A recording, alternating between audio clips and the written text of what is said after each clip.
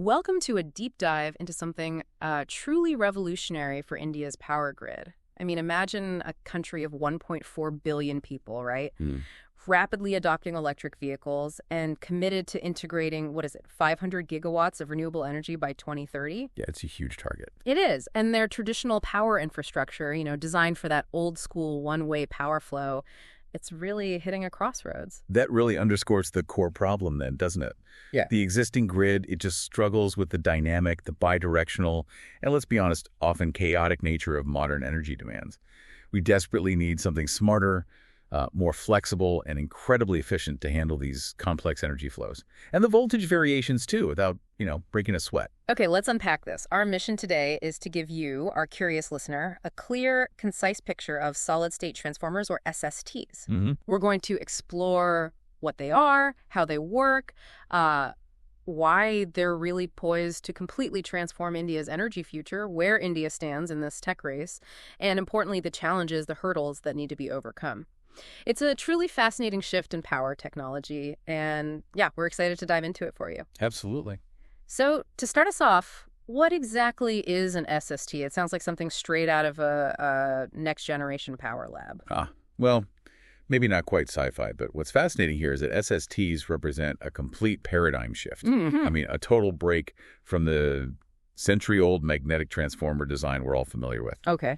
Yeah. So instead of relying on, passive magnetic coupling to those bulky iron cores and copper windings, SSTs use advanced power electronics, semiconductor technology. Think of it like replacing a clunky mechanical system with a highly intelligent, agile electronic brain. An electronic brain. Yeah, one that can convert voltage levels with incredible control and precision. And what are the core components, then, that give these devices that intelligent brain capability? What's inside? Right. So the heart of an SST, it really lies in its power semiconductor devices. These are basically super-fast electronic switches. Things like IGBTs, insulated gate bipolar transistors, and MOSFETs, metal oxide semiconductor field effect transistors. Okay, familiar terms. Yeah. But crucially, we're seeing increasing use of what we call wide bandgap semiconductors. Things like silicon carbide CKI and gallium nitride GaN devices. Silicon GaN, right. These newer materials are like the next generation of switches, you could say. They offer superior switching speeds, much lower energy losses, and that's what's making grid-scale SSTs truly viable now. Oh, okay. And unlike traditional 50 Hz transformers, SSTs operate at very high frequencies. We're talking typically 10 kilohertz up to maybe 100 kilohertz. Wow, that's a huge difference. It is. And this high-frequency operation is absolutely key because it allows for significantly smaller magnetic cores. That's how you get the size and weight reduction up to 90% smaller, potentially. 90%. Incredible. Yeah. And they also incorporate advanced digital control circuits, digital signal processors, DSPs. These handle the real-time power flow, voltage regulation, protection functions, capabilities that are just, impossible with those old passive magnetic transformers. And are there different architectural types? Or is it one size fits all? No, there are variations. You'll find single-stage SSTs, usually for simpler, lower power applications. But for grid stuff, the most common and robust are multi-stage SSTs. Multi-stage, okay. These typically use an AC-DC AC topology. So they convert the grid's AC to DC internally, process it, control it, and then convert it back to AC. Like an internal DC highway. Exactly. That's a good way to put it. Yeah. That internal DC link gives them that incredible control and flexibility. And we also have modular SSTs, which are quite interesting. They can be scaled up or down for different power levels and offer better reliability through redundancy. One module fails, others can take over. Okay. Briefly then, how long have these advanced devices been in development? It sounds very cutting edge. Well, the underlying concept actually emerged back in the 1970s. Really? That long ago? Yeah, but early commercial SSTs only appeared in the 1990s, and mostly for specialized industrial uses. The real momentum for grid-scale SSTs, the ones we're talking about now, that really began in the 2000s. Okay. And it was driven largely by those breakthroughs in wide bandgap semiconductors. Yeah. The sensitizing GaN we mentioned, and of course the growing global need for smarter grid infrastructure. So today, they're steadily moving from advanced prototypes to actual commercial products being deployed. So when we put them head-to-head, SSTs versus conventional transformers, what are the most striking differences? Where do SSTs really shine? The differences are quite stark, yeah. and the benefits they unlock are immense. Let's take size and weight first. Okay. A typical 10 MVA traditional distribution transformer that can weigh anywhere from 15 to 20 tons. Heavy stuff. Massive. Now, because SSTs operate at those much higher frequencies, 10 to 100 kilohertz versus the grid's 50 hertz, they can achieve, as I said, up to a 90% size reduction. Yeah. And maybe an 80% weight reduction for the same power rating. Wow. Just imagine the impact on infrastructure, installation costs, even just fitting them into tight urban spaces. Exactly. Think about land costs, easier transportation, simpler foundations. It's a huge practical advantage. That size and weight reduction sounds incredible. Does that also translate into better efficiency, or are there trade-offs there? That's a great question. Actually, modern SSDs achieve efficiencies of around 95 to 98%. Okay, so comparable to traditional ones then. Pretty much, yeah. Comparable peak efficiency. But the true advantage comes in what we call total system efficiency. Total system efficiency. How so? Well, S&Ts can improve this by an additional 2 to 5%. And that's because they integrate functions like power factor correction and harmonic filtering right into the unit itself. Things that traditional systems need separate boxes for. Exactly. Separate, bulky, often expensive equipment that adds its own losses and complexity. So the overall system becomes simpler and more efficient with an SST. Okay, that makes sense. And when it comes to controlling the voltage, how do they compare there? Huge difference again. Traditional transformers offer fixed voltage ratios. They might have some limited, slower mechanical tap changers for regulation, but they're essentially passive. Right. SSTs, though, provide continuous, precise voltage regulation. And they do it with microsecond response times. They can maintain the output voltage within a super tight range, maybe plus or minus 1%, regardless of the load changing. Microsecond response. So for you listening, what does that mean? For, say, a hospital needing stable power, or even just our sensitive electronics at home? It means a far more reliable, higher quality power supply. Less flicker, less chance of damage to sensitive equipment. It's vital for modern needs. So they're not just transforming power, but also transforming how we manage power. Is that fair to say? Exactly. You hit the nail on the head. Traditional transformers are dumb in a way. They're passive. They just sit there and do their job. You need external monitoring to know if something's wrong. Right. SSTs, on the other hand, have built-in sensors, communication interfaces, advanced data processing. They're inherently intelligent. So they know what's going on. They do. They continuously monitor parameters like voltage, current, temperature. Right. They provide real-time data back to grid operators. And this enables things like predictive maintenance. So they can flag a problem before it causes an outage? Precisely. They can tell you a fault might be developing before it actually happens. And they offer rapid fault detection, too. This is revolutionary for preventing cascading failures and blackouts. It's like the grid finally gains a nervous system. A nervous system, I like that. What about safety? We often hear about environmental concerns with traditional transformers, the oil spill risks, and fire hazards. That's another major advantage for SSTs. They offer enhanced safety features.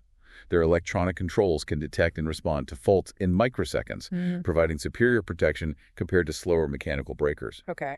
And critically, as you mentioned, they eliminate the fire and environmental hazards associated with the flammable oil that's typically used in traditional transformers for cooling and insulation. No oil spills, no fire risk from that source.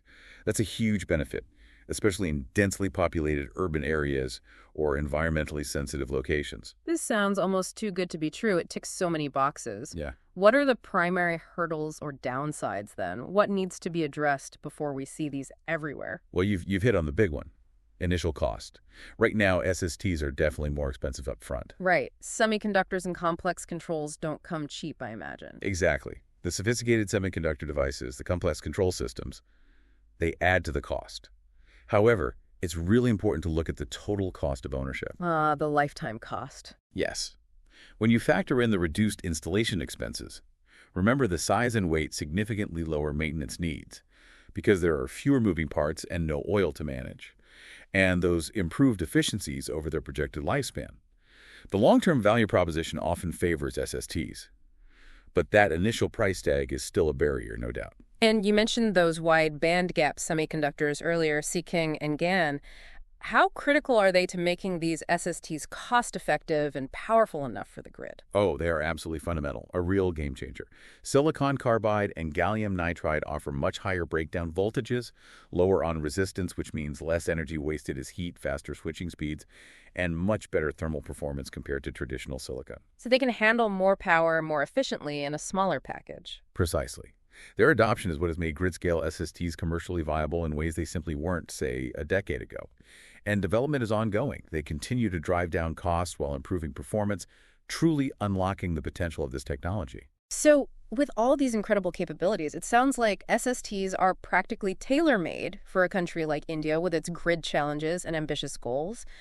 How do you see them shaping India's grid in the very near future, say by 2025? Where will we actually see them? They're going to be foundational, I think, especially for the smart grids India is rapidly trying to build. SSTs will act as intelligent nodes within that grid, Intelligent nodes, meaning meaning they enable that crucial bidirectional power flow we talked about, plus real-time monitoring. Both are absolutely critical as India ramps up its renewable energy penetration, solar, wind. It's all intermittent and often distributed. right, power flowing both ways now. Exactly. SSTs can automatically respond to changes in power flow, voltage, frequency. They can integrate seamlessly with things like advanced metering infrastructure, smart meters, providing really granular data for optimized grid operations. It's about making the grid dynamic, responsive, self-healing even. And with electric vehicles becoming so prevalent now, they're everywhere. How do SSTs fit into that picture? Is it just about powering the chargers more efficiently? Well, efficient charging is definitely part of it. The rapid adoption of EVs demands incredibly efficient, high-power charging infrastructure.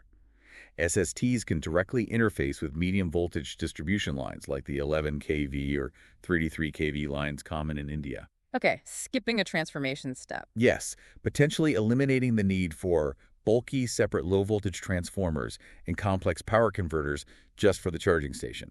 They provide that precise voltage and current control needed for rapid charging right where it's needed. But is there more to it? You mentioned bidirectional flow. Ah, yes. That's the really exciting part. Their bidirectional capability enables vehicle-to-grid, or V2G, applications. V2G, letting cars feed power back. Exactly. This means EVs can not only draw power from the grid, but also feed power back to the grid during times of peak demand. Imagine millions of EVs acting as a huge distributed battery. Wow, turning parked cars into mobile energy storage units. Precisely. This is a major potential solution for managing India's peak load challenges, helping to stabilize the grid without building as many expensive peaking power plants. It's a very powerful concept. That is powerful. And for India's massive renewable energy push, that 500 gigawatt target by 2030, how do SSTs specifically help integrate solar and wind farms? They are really the ideal interface for renewables. Mm-hmm. For solar farms, they can directly integrate with the DC output from the panels. Skipping the separate inverters then? In many cases, yes, or integrating the inversion function much more efficiently. They provide superior power quality compared to traditional inverter setups. And they can implement sophisticated maximum power point tracking, or MPPT. MPPT. That's about squeezing the most energy out. Essentially, yes. It's a smart feature that constantly adjusts to find the sweet spot, maximizing the energy harvested from the solar panels even as sunlight conditions change throughout the day. More kilowatt hours from the same panels. Okay, and for wind farms, they face variability too. Absolutely. For wind farms, SSTs provide essential voltage and frequency regulation.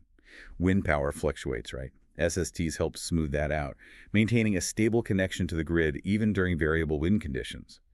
Their power conditioning capabilities are crucial for ensuring that integrating large amounts of intermittent renewable energy doesn't compromise overall grid stability.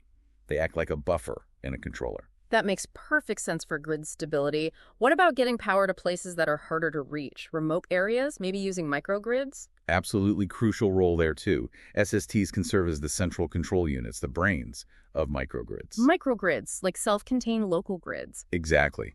Managing multiple energy sources, maybe local solar, some battery storage, a backup generator, and local loads, all within a defined area. This is vital for rural areas in India where traditional grid connectivity might be unreliable or completely non-existent. So they can operate independently if needed. Yes, they can operate in island mode independently or connect to the main grid if and when it's available or stable.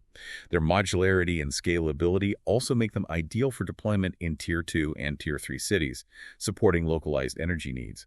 They're really central to these smart village initiatives you hear about, combining renewables and storage for reliable local power. That's an impressive picture of the technology's capabilities and potential applications in India. Now, flipping the coin, how is India itself contributing to this revolution? What's happening on the ground there in terms of R&D and industry efforts? Is India just a potential user or also a developer? Oh, India is definitely not just sitting back. It's making significant strides, leveraging its strong academic and industrial base. There's quite a bit happening. Okay, like what? Well, first you have the top engineering institutions, the IITs, really leading the charge in SST research. Yeah. IIT Kanpur, for instance, has developed prototype modular SSTs up to 1 MVA, and they're focusing heavily on advanced control strategies. IIT Madras has gained international recognition for its work on silicon carbide-based SSTs, specifically for high-voltage applications. And IIT Bombay is deeply involved in research around integrating SSTs with renewable energy sources. So strong academic foundations. Good to hear. What about established industry? Then you have BHEL Bharat Heavy Electricals Limited. They're a major public sector power equipment manufacturer, a real heavyweight. BHEL is actively developing utility-scale SSTs. They're even investing in building indigenous capability for manufacturing SiCa devices, which is critical. And they're conducting pilot programs with state electricity boards to test these in real-world conditions. So bridging the gap between lab and grid. Exactly. And perhaps surprisingly, even ISRO, the Indian Space Research Organization, is playing a role. ISRO, how does space tech fit in? Well, they have tremendous expertise in highly reliable, highly efficient power conversion systems designed for the harsh environment of space. They're leveraging that knowledge to develop terrestrial SSTs, contributing advanced control algorithms and fault-tolerant designs, things essential for grid reliability. Fascinating synergy. And the private sector. The private sector is definitely innovating too. We're seeing startups emerge like PowerTech Solutions focusing on industrial SSTs, Synergy Grid Tech on renewable integration, and QueenX Technologies working on modular SSTs specifically for microgrids. Plus, established private companies are also initiating their own R&D efforts. It's becoming a competitive space. That's a healthy sign. Is there government support? Yes, and that's crucial. Government initiatives and policy support are providing a strong push. Schemes like the Revamped Distribution Sector Scheme, or RDSS. RDSS, right, aimed at fixing the distribution companies. Precisely. That scheme, along with the National Smart Grid Mission, NSGM, provides both financial and technical support. They're funding pilot projects, helping develop much-needed standards for SSTs because the old transformer standards don't quite fit. Standards are key for adoption, yeah. Absolutely. And agencies like the Department of Science and Technology and the Ministry of New and Renewable Energy are also funding related research. Okay, a multi-pronged approach. Any international links? Yes, definitely. There are important international collaborations, partnerships with bodies like IE India, research institutions in the US, Europe, Japan, and also multinational corporations that have significant R&D centers located in India. All this helps accelerate development and technology transfer, keeping India connected to global advancements. So a lot of activity, a lot of potential being built up. Absolutely. But if we connect this to the bigger picture, it's clear India is doing a lot. But despite all these advantages and efforts, widespread adoption of SST still faces some pretty significant hurdles that need serious attention. I can imagine. It's never straightforward with new grid tech. What are some of those primary challenges? What needs to be overcome for this vision of SSTs transforming India's grid to truly materialize? Well, number one is still that high initial cost and the complexity of manufacturing. We touched on it before. Those wide bandgap semiconductors, Sigel decks, and GaN, they're still expensive to produce compared to silicon. And manufacturing SSTs themselves requires high precision, specialized cleanroom facilities, and importantly, a highly skilled workforce trained in power electronics manufacturing. These are currently somewhat limited in scale within India. And reliance on imports. Yes, there's still a dependency on imported semiconductors and key components, which creates a supply chain vulnerability and affects cost competitiveness. Building more indigenous capacity, like BHEL is trying to do, is vital. Okay, cost and manufacturing. What else? Then there are thermal management and reliability concerns. Getting the heat out of these densely packed power electronics is critical. Semiconductors generate heat when they switch, and doing that efficiently is key to longevity. Especially in India's climate, right? High ambient temperatures must be a factor. A huge factor. Designing cooling systems that work reliably in hot, often dusty Indian conditions is a major engineering challenge. And while the technology is promising, SSTs are still relatively new compared to traditional transformers that have literally a century of field data. Proving their long-term reliability, their lifetime performance in these harsh Indian conditions, that's still ongoing. Utilities need that confidence. That makes sense. Utilities are understandably cautious. What about the people needed to run these? That leads directly to the need for skilled manpower. Operating and maintaining SSTs is very different from traditional transformers. It demands expertise in power electronics, complex control systems, software, digital communications. So not just mechanical skills anymore. Not at all. This requires extensive retraining for the existing utility workforce. And it also means updating engineering curricula in universities and technical colleges to produce graduates with these specific skills. It's almost like a fundamental retraining needed across the industry, maybe similar to how IT skills became essential everywhere. A big workforce transition challenge. How do they fit into the existing grid? Integration with legacy infrastructure. That's another big one. India's grid wasn't built overnight. It has decades of existing equipment. SSTs, with their advanced communication protocols and bidirectional power flow capabilities, might not easily talk to older substation equipment or fit into existing protection schemes. Compatibility issues. Exactly. This could require expensive upgrades to surrounding systems or the development of complex interface solutions, adding cost and complexity to deployment. And the rules and regulations. Yes, policy and regulatory bottlenecks. As we mentioned, existing grid codes, safety standards, testing procedures, they were all developed with traditional passive transformers in mind. We urgently need new, specific regulations and standards for SSTs to ensure interoperability, safety, and fair performance comparison.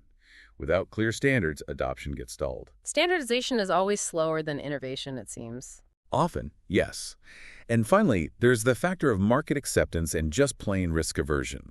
Utilities, especially publicly owned ones, tend to be conservative. They manage critical infrastructure. Can't afford failures. Right. The lack of extensive long-term field experience with SSTs naturally leads to some hesitation. Securing financing for large-scale SST projects can also be a challenge due to this perceived technology risk compared to the tried and tested conventional transformers. Overcoming this inertia takes time, successful pilot projects, and strong policy signals. So quite a list of challenges: cost, manufacturing, reliability, skills, integration, standards, market acceptance. It's a complex path. It is, but none of these are insurmountable. Okay, so despite all these very real challenges, where is this technology headed, especially for India? Looking out over the next 5-10 years, what's the optimistic but realistic outlook? The future is still incredibly bright, I believe. The drivers are just too strong. By 2030, I expect SSTs will become increasingly common as intelligent grid nodes, deeply integrated with AI-driven grid control systems. AI controlling the transformer. In a sense, yes. Using AI algorithms running either locally on the SST or centrally, the grid will be able to predict and respond to changing conditions much faster and more effectively. Think autonomous decision-making for optimizing power flow, AI-powered predictive maintenance, getting even more accurate, maybe even edge computing capabilities right there at the transformer level for localized grid services. Making the grid truly smart. Exactly. They will also be the cornerstone of digital substations and future urban energy networks. Imagine integrating power transformation, switching, protection, and monitoring all into unified, compact, digitally controlled systems. This is ideal for building dense, highly efficient energy networks needed in rapidly growing cities. And India's role in this future. Crucially, I think India has the potential to become a global SST technology leader. It's not just a follower here. Why India specifically? Well, it has that strong research base we discussed, a huge domestic market which provides scale and rapidly growing technical expertise. Plus, its unique and often challenging operating conditions. The heat, the grid fluctuations, they actually make it an ideal testing ground. If you can make an SST work reliably in India, it can probably work anywhere. Trial by fire, almost. You could say that. And India's strong software capabilities give a competitive edge in developing the sophisticated control systems and AI integration that are central to advanced SST functionality. Interesting. What about emerging trends within the tech itself?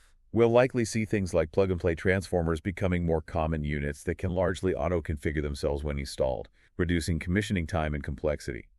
We'll also see continued advances in wide bandgap semiconductors, perhaps moving beyond SuCi and GaN to materials like gallium oxide, pushing efficiency and power density even further. Maybe even integration with wireless power transfer concepts down the line for specialized applications. Wireless power from a substation. Okay, that's further out. Huh, maybe. But as these SSTs become more connected and data-rich, cybersecurity and grid protection will become absolutely paramount. Expect to see advanced cybersecurity measures built in from the design stage, perhaps even leveraging technologies like blockchain for secure data logging and transaction management in V2G scenarios. Protecting the grid's new nervous system will be critical. Makes sense. So pulling it all together, predictions for 2030 and beyond in India. I predict widespread adoption, maybe not everywhere, but certainly in key areas like renewable integration points, EV charging hubs, microgrids, and urban centers.